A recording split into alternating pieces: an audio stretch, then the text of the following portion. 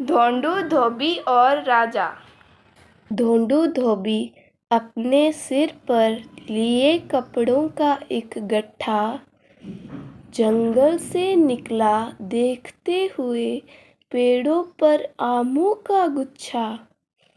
आंखों में लिए सपने, कदम नदी की ओर बढ़ते, बहते पानी की दिशा में चला वह मधुर गीत गाते।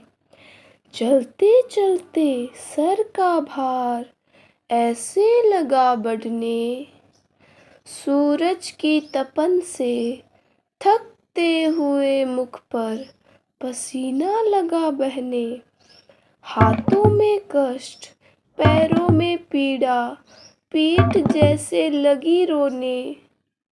अब बस कुछ देर बिराजो, धोंडू से लगी कहने। जुटाया उसने साहस शीघ्र पहुँचने के लिए, कपड़े थे उसे जल्दी धोने, समय न था बैठने के लिए। जंगल में फैली थी शांति, निस्तब्ध था वातावरण, बीच बीच में सुनाई पड़ता प्राणियों का परस्पर संभाषण। तभी दूर से धोंडू के कानों में सुनाई दिया एक स्वर, टाकुक टुकुक, कौन यह घुड़सवार? सोचने लगा वह क्षण भर। धोंडू थम गया वहीं, घोड़ा आकर रुका उसके ही पास। एक गंभीर तेजस्वी पुरुष था उस घोड़े पर सवार। बोला वह, जंगल में राह भटक गया हूँ, क्या मदद करोगे मेरी? जंगल से बाहर कैसे जाऊँ, बताओ तो रहूँगा तुम्हारा आभारी। तब धोंडू धोबी बोला उसे बड़े ही विनम्र स्वर में, हाँ हाँ आइए।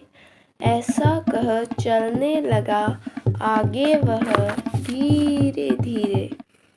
कुछ ही समय के बाद धोंडू ने राह दिखाई। संतोष से घुड़सवार ने धोंडू पर दृष्टि जमाई। क्या नाम है तुम्हारा? क्या करते हो तुम काम? मैं हूँ यहाँ का राजा, बोलो कहाँ है तुम्हारा धाम? मेरा नाम है धोंडू, एक गरीब धोबी हूँ मैं। हे राजन, वन के उस पार एक गांव में रहता हूँ मैं। बड़े ही उदार मन से तब राजा ने कहा उसे, कुछ भी मांगो जो मन में हो धोंडू, सब स्वीकार होगा मुझे। सिर पर पोटली के भार के परे अन्य कुछ नहीं सूझा उसे। बोला, राजन बस मेरी पोटली नदी तक लाकर दो मुझे। राजा स्वयं खड़े थे प्रत्यक्ष, पर धोंडू का दृष्टिकोण था सीमित। कर सकता था वह सारे सपनों को साकार, निस्संदेह निश्चित। साक्षात प्रभु भवानी शंकर हमारे सामने जब होते हैं प्रकट, उच्च विचार उच्च कर्मों की याचना करनी चाहिए हमें उनके निकट। तुच्छ इच्छाओं को मांगकर करते हम अलौकिक शक्ति भी विफल, जबकि दिव्य शक्ति के वरदान से हो सकता हमारा जीवन उज्जवल। बाल भक्त ध्रुव का है अति प्रसिद्ध उदाहरण। पिता की गोद में बैठना था उसके ध्यान का कारण। विष्णु भगवान का साक्षात्कार पाकर मांगा उसने शाश्वत स्थान। बनकर नक्षत्र नभ में बसा, सब करते हैं उसका गुणगान।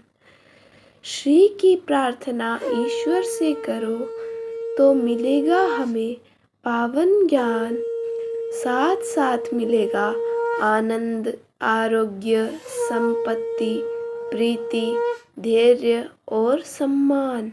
अपने साथ साथ औरों की भलाई के लिए जब करते हैं हम विनती, फलस्वरूप आती है जीवन में शांति और समृद्धि।